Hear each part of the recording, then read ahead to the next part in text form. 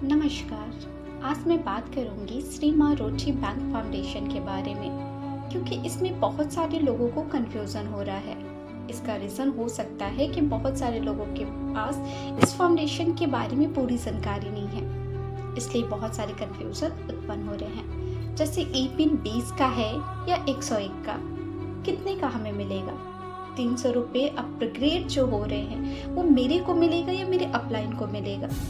सारी कंफ्यूजन होना लाजमी है, क्योंकि संस्था में बहुत सारे बदलाव हुए हैं। तो आज के वीडियो में इन सारे कंफ्यूजन पे बात करेंगे। देखिए, बहुत सारे लोग चाहते हैं कि हमें ये गारंटी मिल जाए कि ये संस्था एकदम जेन्युइन है, कभी बंद नहीं होने वाली है।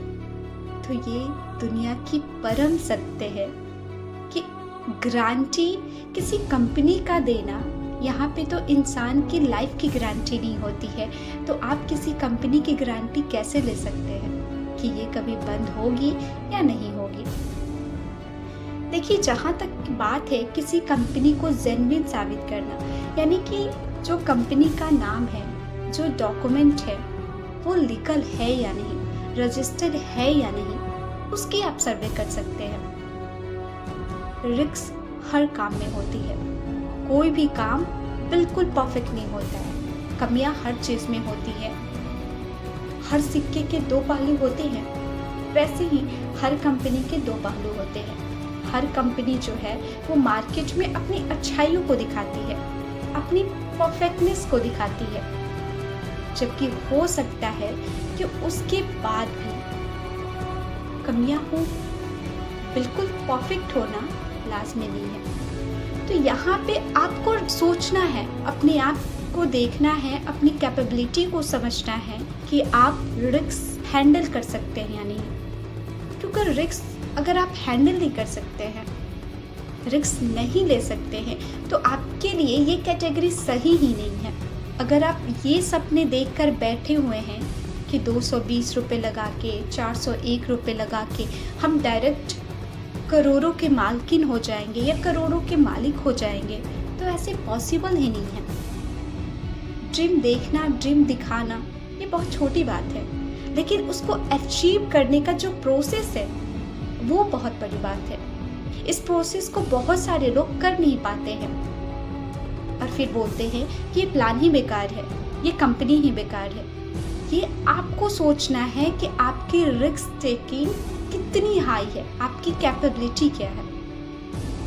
अगर आपकी कैपेबिलिटी है कि मैं 200 रुपये लगा के और करोड़ों के मालिक बनना चाहता हूँ, तो ये पॉसिबल नहीं है। सबसे पहले आपको ये समझना होगा कि हर चीज़ में बदलाव होती हैं। ये कंपनी बंद होगी या नहीं होगी, इसके जवाब तो सिर्फ इनके ऑनर ही दे सकते हैं, ऑर्गेनाइजेशन के हेड ही दे सकते हैं, सीएमडी ही दे सकते हैं, हम लोग नहीं दे सकते। क्योंकि कब कौन सी कंपनी बंद हो जाए ये किसी को नहीं पता।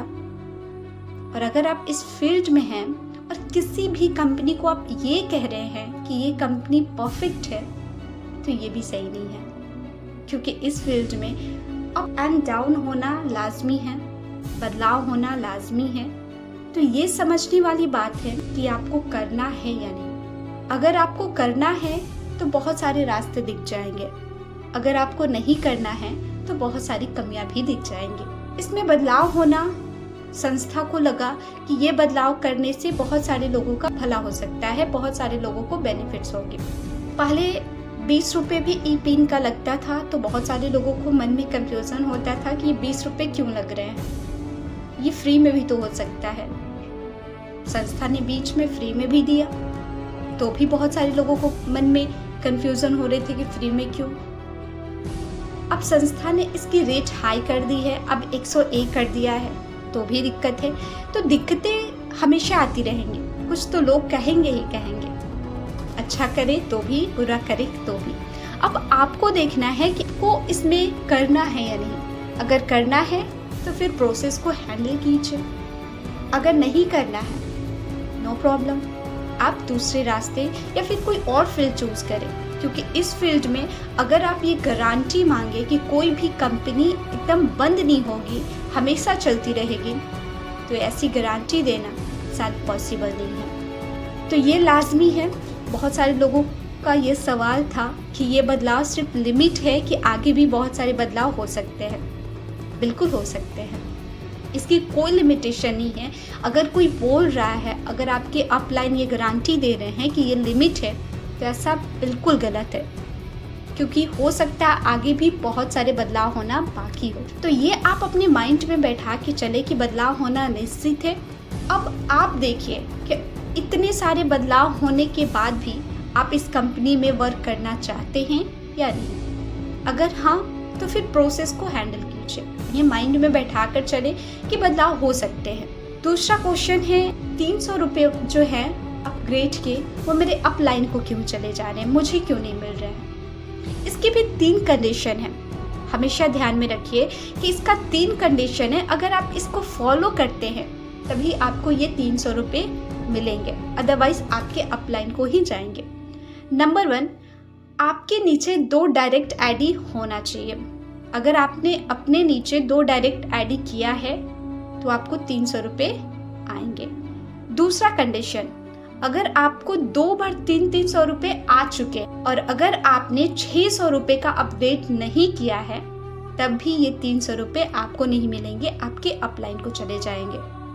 तीसरा कंडीशन, अगर आपको ऑलरेडी 300 रुपये 4 बार आ गया है तो भी आपके नीचे वाले को 300 रुपये नहीं मिलेगा, क्योंकि इसकी लिमिटेशन इतनी ही थी, 300 रुपये आपको 4 बार ही आएंगे। तो अगर ये 3 कंडीशन को आप फॉलो करते हैं तो ही आपको पेमेंट आएंगे। दूसरी बदलाव कंपनी में ये भी हुआ है कि पहले होता था जो कि बहुत सारे नेटवर्कर इस चीज़ को फॉलो करते थे और उन्हें बहुत सारी बेनिफिट्स हो रही थी, जबकि संस्था ने इसको चेंज कर दिया। मेंटलिटी उन्होंने क्या बनाया था कि वो पहले आईडी लगाते थे और अपने नीचे 2 डायरेक्ट लगा के फिर बैठ जाते थे और उन्हें लगता था कि आप पैसे बनते ही रहेंगे। तो संस्था ने इस प्रॉब्लम को देखा और इसका सलूशन निकाला कि हर लेवल पे आपको 1 डायरेक्ट देना ज़रूरी है। अगर आप हर लेवल पे अपने 1 डायरेक्ट को नहीं देते हैं तो भी आपकी डाउन लेग की जो पेमेंट आएंगे आपके अपलाइन तक चले जाएंगे।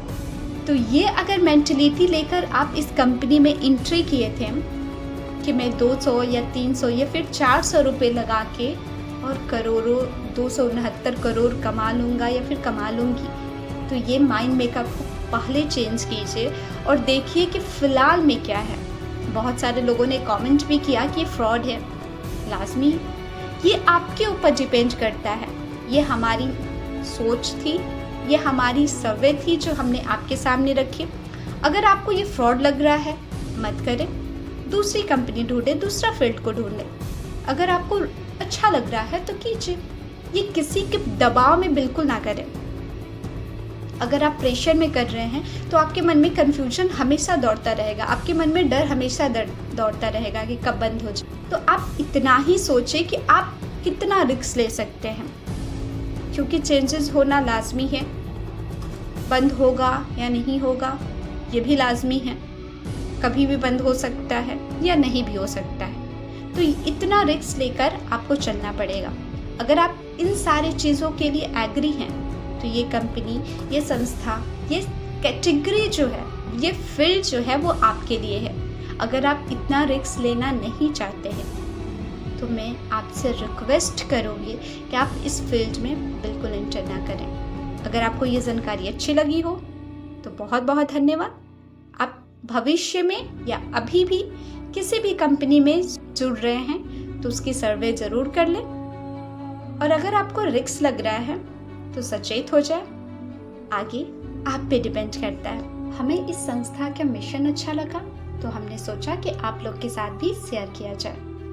Thank you so much.